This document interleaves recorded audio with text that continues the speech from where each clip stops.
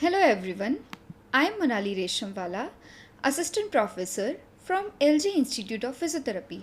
Today I am going to discuss about breathing exercises, which is a part of syllabus for first year as well as final year physiotherapy students of Gujarat University.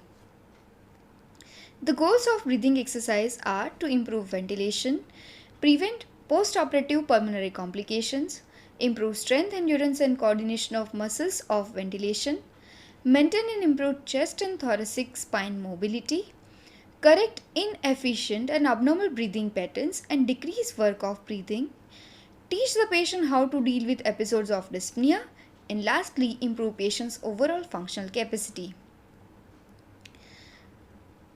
Next is indications. Usually, patients with COPD or any respiratory conditions like chronic bronchitis, emphysema, asthma, or cystic fibrosis are being helped with breathing exercises.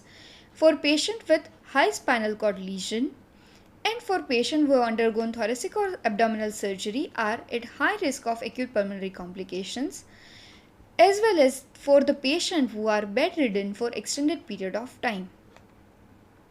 Effects of breathing exercise. First effect is on patient's rate and depth of the ventilation, and next is effect on gas exchange. Guidelines for teaching breathing exercises are: first we need to choose quiet area. We make the patient to lie down or sit down in a relaxed position, for example semi-follow position. Then we have to observe and assess the patient. We need to observe the patient's breathing pattern, respiratory rate, use of accessory muscle, everything. After that, we need to determine the treatment according to our assessment. We need to establish a baseline outcomes. Then we need to demonstrate the patient a desired breathing pattern and have the patient practice the correct breathing pattern for several times. There are mainly 4 types of breathing exercise. One is diaphragmatic breathing, segmental breathing, pursed lip breathing, and glossopharyngeal breathing. Diaphragmatic breathing, the position of the patient should be lying in a semi-follow position, which is around 45-degree angle, relaxed sitting position, long sitting position. Physiotherapist feels movement of the abdomen. Use of diaphragmatic breathing exercises to improve efficiency of ventilation, decrease work of breathing, to increase the excursion of the diaphragm, and improve gas exchange and oxygenation. Diaphragmatic breathing also used during postural drainage to mobilize lung secretion. The procedure of diaphragmatic breathing is: first we need to prepare the patient and make him in a relaxed and comfortable position to sit down, which in the position should be such that gravity assists the diaphragm, for example semi-fallows position. Then we have to make the patient to avoid using accessory muscles for inspiration by relaxing the shoulder girdle. We can also make the patient to do some of the shoulder girdle relaxation exercise, which will help to avoid accessory muscle use. Accessory muscles are usually around neck and shoulder, so we can see while breathing if patient is more of using accessory muscle, we can see contraction of these muscles, so we need to avoid that. Then place hand on rectus abdominis just below the anterior costal margin. Then we ask the patient to slowly and deeply take a breath through nose. We have to make sure the patient's shoulders are relaxed and upper chest is less moving. We require more of the lower area expansion, so that if patient is using a perfect diaphragmatic exercise, then abdomen will raise slightly. So during inspiration there is rise in abdomen. Then we have to make the patient to stay relaxed and do relaxed long exhalation, long as well as slow through mouth. So the ultimate procedure is taking a breath through nose, deep and slow. Then after some time, or we can also add holding time for 1 or 2 seconds, and after that exhalation with relaxed and slow movement through mouth. The holding time will improve gas exchange in patient. Then we have to make the patient to practice such exercise 3 to 4 times and then rest. We must avoid hyperventilation. After once patient has understand the exercise and he can perform it easily, we have to make patient to do these same exercise in varieties of position, like in sitting, then in standing. Then we can also teach breathing control while walking and climbing stair, so that gradually the patient with dyspnea can be treated with diaphragmatic breathing. Self monitoring. Once patient can do exercise alone, we need to teach him self monitoring so that he can also perform at home. He has to keep both of his hand on his own abdomen and do the same maneuver. Next is segmental breathing exercise, which is lateral costal breathing or posterior basal expansion or upper and middle costal breathing. The indication for segmental breathing are usually when the hypoventilation occurs in a case of chest wall fibrosis or pain or a muscle guarding after surgery, atelectasis and pneumonia, in which we need to make the patient to perform breathing in each and every lobe of the lung perfectly, in every segment of the lung. And if there is hypoventilation in any area, segmental breathing helps.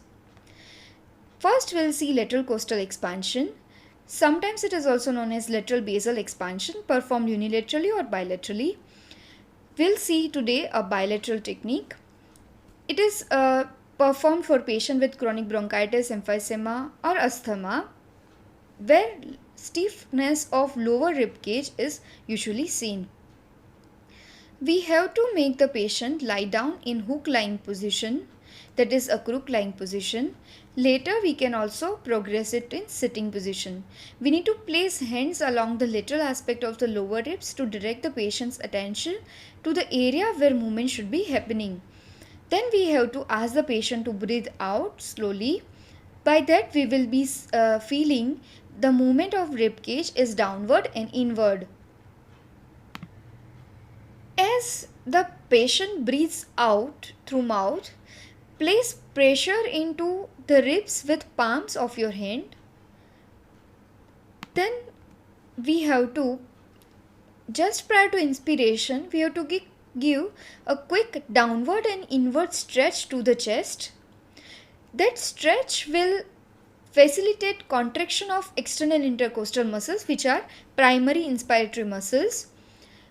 Once inspiration is started, we have to keep on giving light manual resistance throughout the inspiration, which will increase the sensory awareness of the patient, and in that area chest expansion occurs very prominently. Then we have to ask the patient to breathe out through mouth. While breathing out, we have to gently assist and give downward and inward pressure in the rib cage. This pressure should be such that patient is encouraged to breathe out slowly.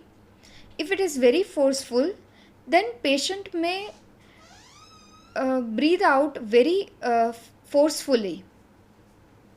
Next is, when patient learns how to do with us, we have to make him perform alone with the use of his own hand or with the help of towel or belt. The same maneuver should be performed.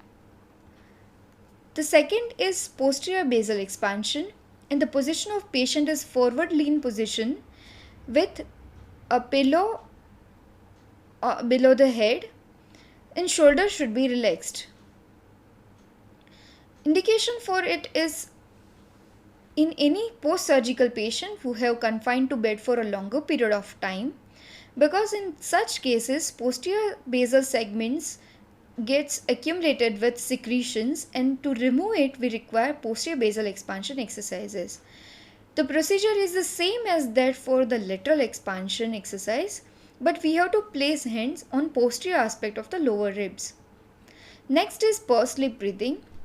It is a lightly pursing the lips together during controlled exhalation.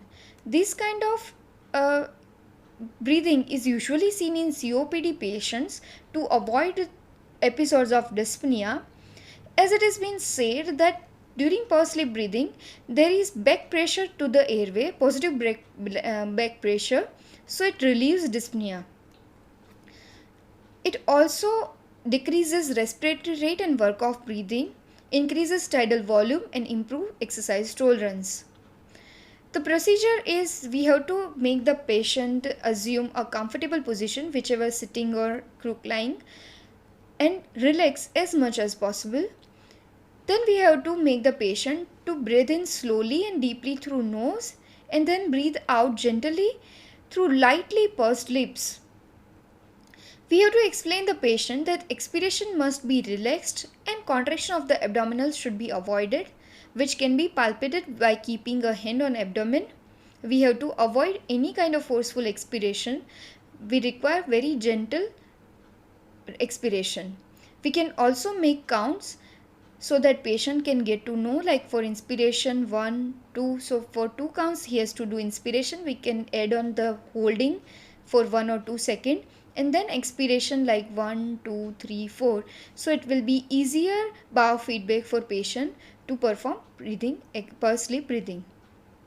Last is glossopharyngeal breathing. It is a means of increasing inspiratory capacity where there is severe weakness of muscles of inspiration, in which the patient who are ventilator dependent, these exercises should be taught, as it can work even in a case of emergency situation.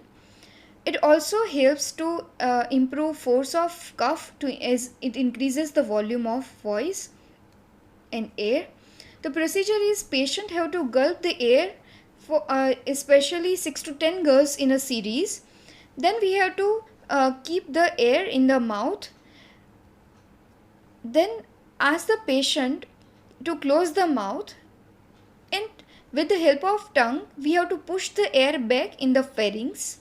It should be remaining in the pharynx for some time so that the glottis gets open. Once glottis opens, it should be swallowed in such a way that it goes into the lungs. It increases patient's inspiratory and vital capacities. Here in a figure the steps have been shown. It is also known as a frog kind of breathing. Here in step 1 we can say, with open mouth patient has gulped the air, and then after the closure of mouth the air has been forwarded into the pharynx, the glottis has opened, and the air is drawn inside the trachea to the lungs. Here are the references. Thank you.